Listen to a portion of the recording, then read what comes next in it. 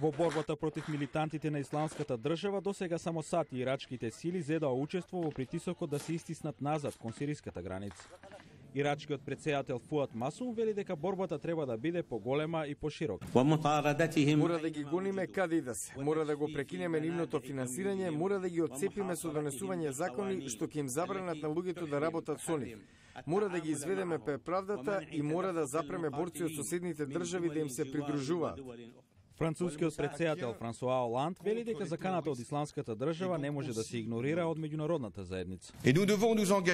Мораме заедно да реагираме, мора да застанеме до ирачките власти јасно, лојално и силно и нема ни момент за губење. Американскиот државен секретар Џон Кери работеше на правење коалиција што ќе ги вклучи и арапските држави. Американски представници велат дека е многу важно муслиманските сојузници да ја осудат екстремистичката муслиманска идеологија. Ова е Нора Бенсахел, професорка на Универзитетот Џорџтаун.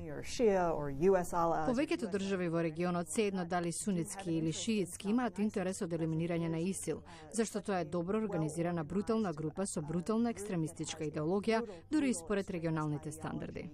Разговорите беа фокусирани на интервенцијата во Ирак, но не и во Сирија, каде им е базата. Сара Маргон од Human Rights Watch вели дека тоа не го решава целиот проблем. Мора да биде вклучена Сирија, зашто во спротивно ИСИЛ само ќе се засолни таму и ќе продолжи да се мобилизира од преку граница.